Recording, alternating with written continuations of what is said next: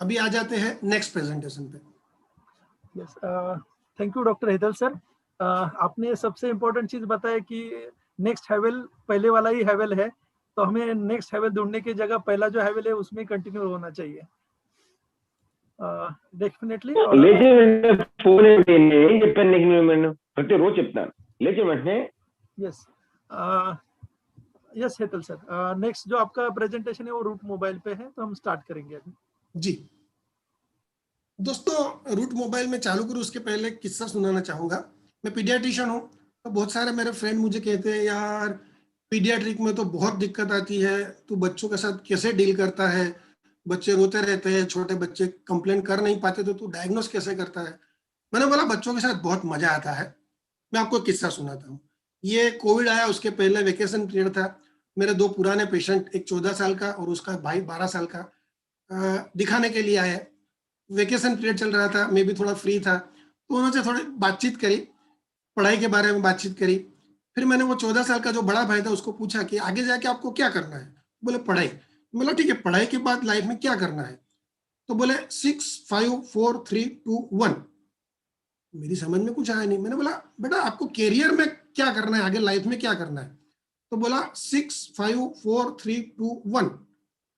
मैंने बोला बेटा मुझे तेरा फोन नंबर नहीं चाहिए, तू ये बता तुझे लाइफ में करना क्या है। अरे डॉक्टर अंकल वही तो मैं बता रहा हूँ, 6 5 4 3 2 1। मैंने बोला बेटा मेरी समझ में कुछ आया नहीं, तू ही समझा दे।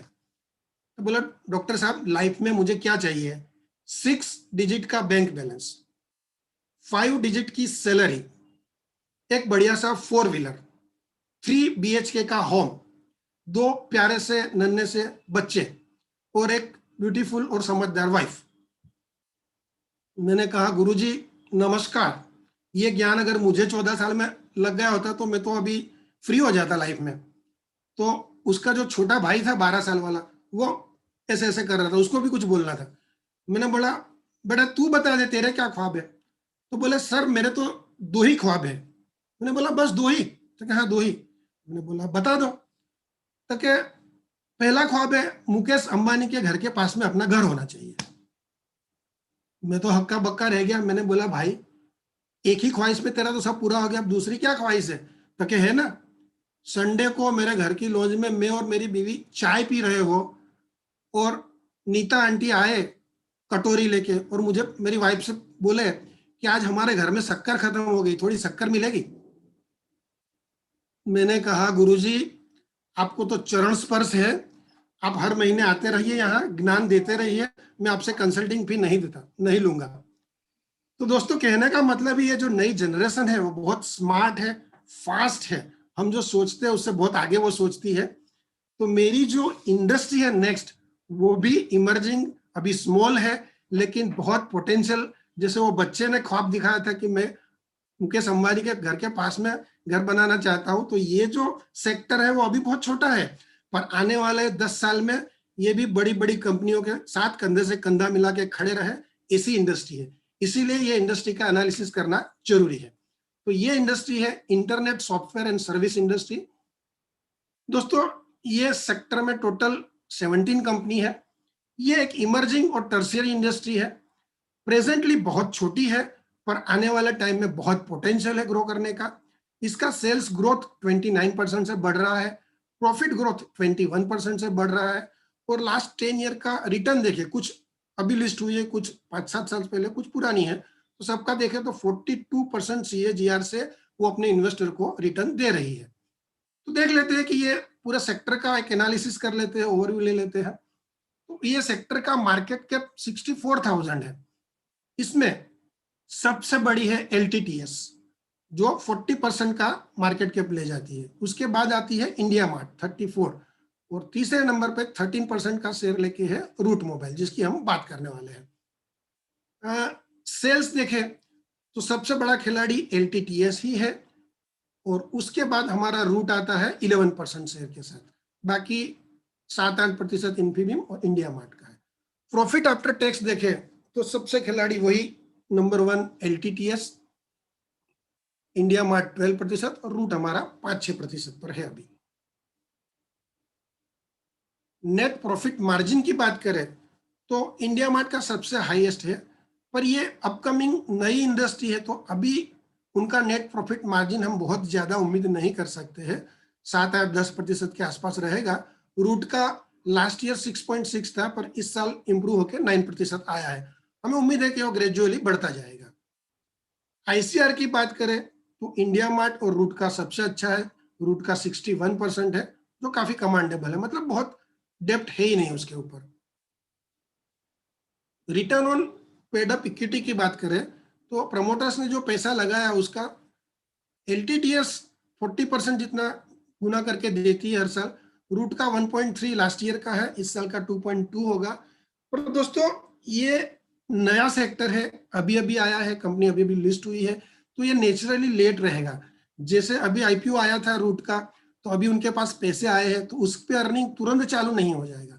आने वाले 5 साल 10 साल में वो पैसे का अच्छे से यूटिलाइज करेगा, तो उनका आरओपी और आरओई दोनों ही बढ़ेगा। आरओई की बात करें तो एलटीटीएस का 30, इंडिया मार्ट का 35 है और रूट का 11 है, पर वो ग्रेजुअली डेफिनेटली आने वाले 5 साल में बढ़ेगा। तो दोस्तों ऑल ओवर ये एनालिसिस किया सेक्टर का, तो हमें लगा कि एलटीटीएस सबसे बड़ी कंपनी है, तो हम रूट पे क्यों बात कर रहे हैं, रूट में इन्वेस्टमेंट का क्यों सोच रहे हैं। दोस्तों मैं बता दूं कि ये दोनों कंपनी एक ही सेक्टर में डाली गई है बीएससी में, पर दोनों का बिजनेस मॉडल काफी अलग है। जैसे एलटीटीएस है वो मेनली ऑटोमेशन सर्विस प्रोवाइड करती है, जैसे ऑटोमोबाइल इंडस्ट्री वगैरह में, जबकि Route mobile messaging service provide करती है। उसका CPaaS communication platform as a service provide करती है, जो customer business to business, business to customer, business to employ service provide करती है।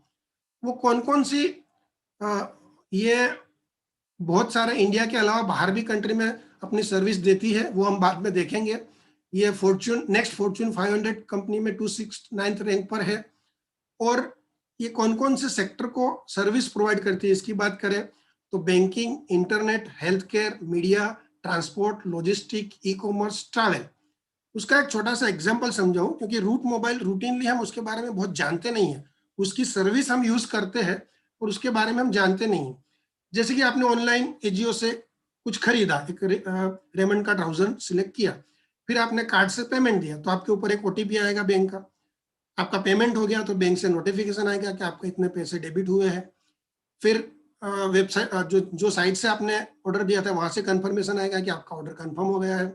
वहां से जब डिस्पैच होगा तो आएगा कि ये कुरियर के थ्रू हमने डिस्पैच किया है। कुरियर वाला जब आपके घर पे निकलेगा तो उसका मोबाइल नंबर के साथ आएगा कि ये भाई आपको डिलीवरी करने आएंगे। आपके वहां पहुंच जाएगा तो आपका एसएमएस आएगा। अगर आपको पसंद नहीं आता है, रिटर्न करना है, आप रिक्वेस्ट रखोगे तो उसका मैसेज आएगा। आपके पैसे रिफंड हो गए तो मैसेज आएगा। इसी तरह आप जब रेलवे में बुकिंग करवाते हो तो मैसेज आता है, वेटिंग में हो तो आपका मैसेज आता है, कंफर्म हो तो मैसेज होता है। ये सब मैसेज प्रोवाइड करना, ये सर्विस रूट मोबाइल देती है। वैसे ही ट्रैवल में जो है वो वहां पर अब उनके स्टाफ को ड्यूटी एलोकेट की जाती है, उसके मैसेज उनके थ्रू जाते हैं। तो ये दिन ब दिन बढ़ने वाला बिजनेस है। सर नीचे आ जाते हैं। लास्ट ईयर की बात करूं तो ऑल ओवर वर्ल्ड में 32 बिलियन ट्रांजैक्शन हुए। तो ये कंपनी को पर एसएमएस बाहर जो बिजनेस करती है उसमें 40 पैसे का मार्जिन मिलता है डॉलर टर्म में, और इंडिया में वो मार्जिन 20 पैसा पर एसएमएस मिलता है।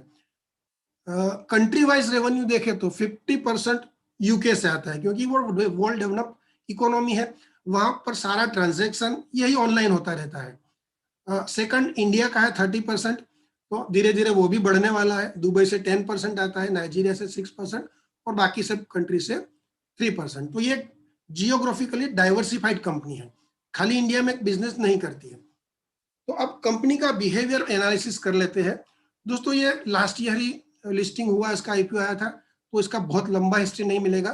फिर भी 6 साल का सेल्स देखें तो 10 गुना बढ़ा है, जो 49% कैगार से बढ़ रहा है सेल्स।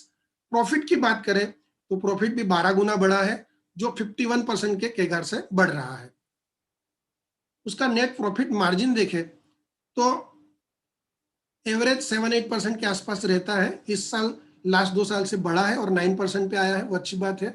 रिजर्व की बात करें तो लास्ट ईयर तक 220 करोड़ था, इस साल 590 करोड़ हुआ। ये जंप दोस्तों आपके दिमाग में क्वेश्चन आएगा, कोई बता सकता है ये जंप इतना बड़ा क्यों आया है जबकि उसका प्रॉफिट इतना करोड़ नहीं है, 300 करोड़ के आसपास। ये जंप आया है आईपीओ की वजह से, कंपनी ने शेयर बेचे हैं तो फंड आया है जिसका वो बाद में यूटिलाइज करेगा तो उसका आरओई आरओपी बढ़ेगा। दोस्तों कंपनी का कॉस्ट एनालिसिस करते हैं कि कौन से फैक्टर उसके अर्निंग पर इम्पैक्ट कर सकता है। तो 90% उसका कॉस्ट है जो मैसेजिंग सर्विस यूज करती है उसमें जाता है। तो ये एक छोटा सा रिस्क रहेगा कि मैसेजिंग सर्विस में कुछ चार्जेस बढ़ते हैं या गवर्नमेंट पॉलिसी चेंज होती है तो उनका कॉस्ट बढ़ सकता है। शेयर होल्डिंग पैटर्न देख लेते हैं कि हमारे साथ कौन कौन से हमारे पार्टनर हैं। तो प्रमोटर्स का स्टेक 65% है। एफआईआई को ये कंपनियों पे काफी भरोसा है तो 16% है। म्यूचुअल फंड का 6% के आसपास है। और अच्छी बात यह है कि रिटेलर का भी 13% है। रूटीनली 5-6% होता है अच्छी कंपनियों में, और इसमें एटलीस्ट डबल है। तो ये तो हो गया उसका पास्ट। तो अभी प्रेजेंट में ये कंपनी कैसे बिहेव कर रही है। तो ये कंपनी का लिस्टिंग अभी हुआ था तो Q1 का रिजल्ट तो उन्होंने नहीं डिक्लेयर किया था, सीधा H1 का दिया था। तो H1 का सेल्स ग्रोथ 54% से आया था, 9 मंथ का 51% से आया था। तो हमारी उम्मीद थी कि ये 63% से बढ़ेगा, पर ऐसा नहीं हुआ और 47% से बढ़ा। आपको याद होगा कि 47 उसका जो 6 साल का ग्रोथ है वो करीबन वही ग्रोथ से बढ़ा। अगर प्रॉफिट की बात करें तो H1 में 131% से ग्रोथ किया, 9 मंथ में 126% से।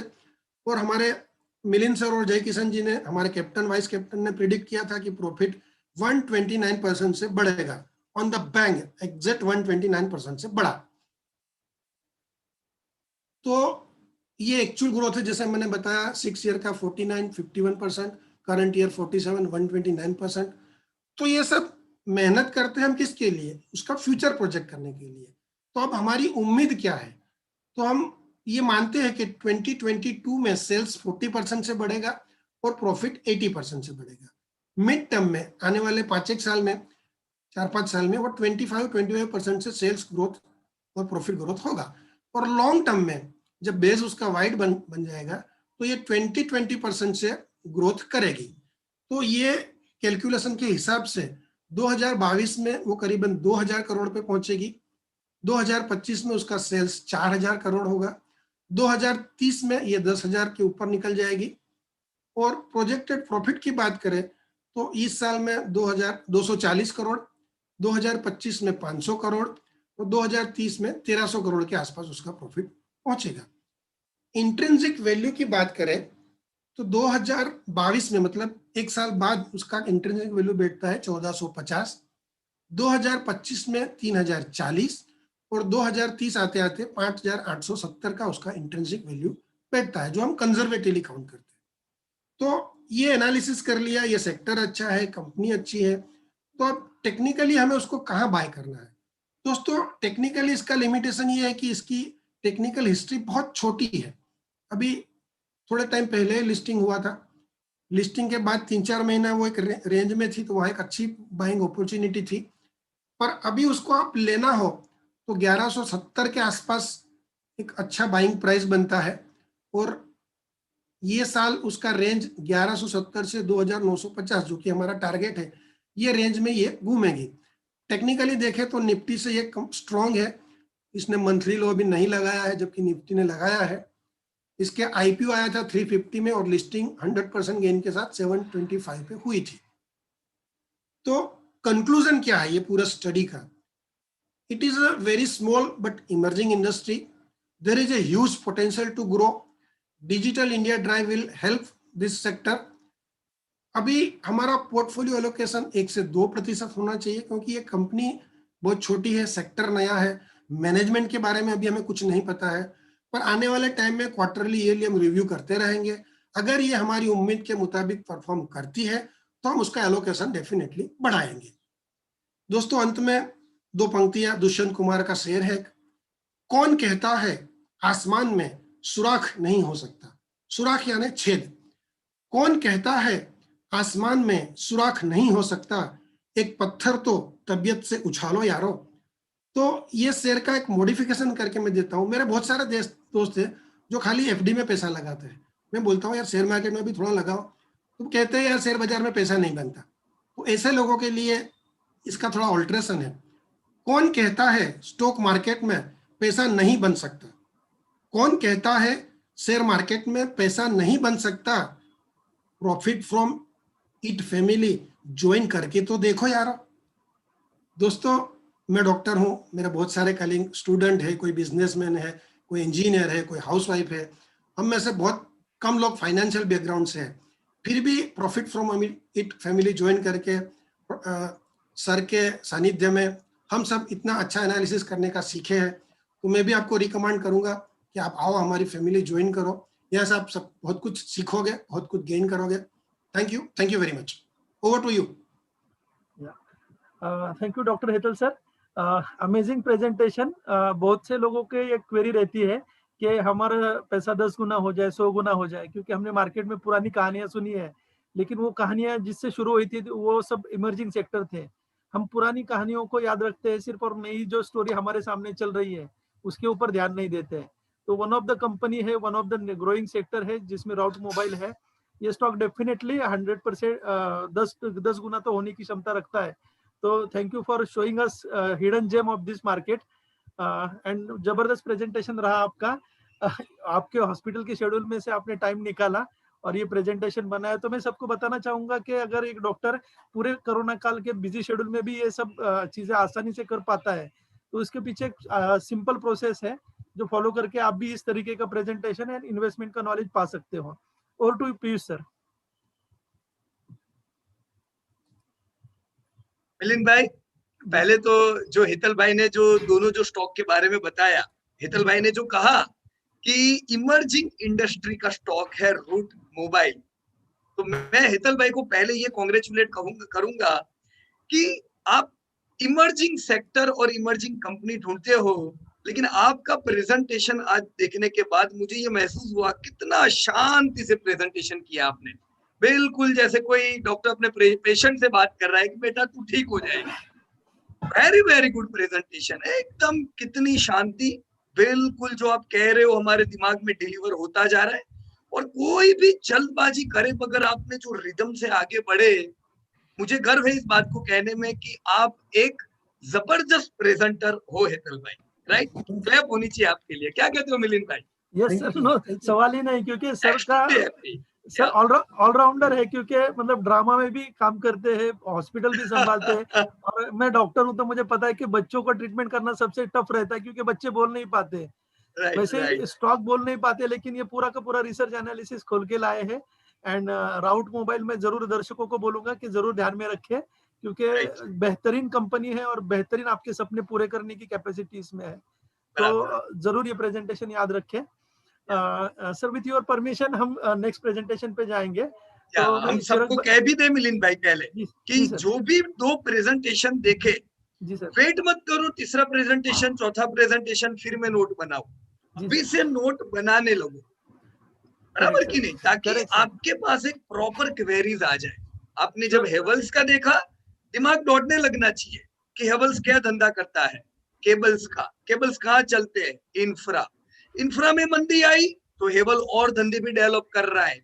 राइट, हेवल्स एक wealth creator, debt free company, क्यों पैसा नहीं बनेगा? फिर आया रूट, सोचो रूट के कॉम्पिटिटर कौन है, रूट क्या धंधा कर रहा है।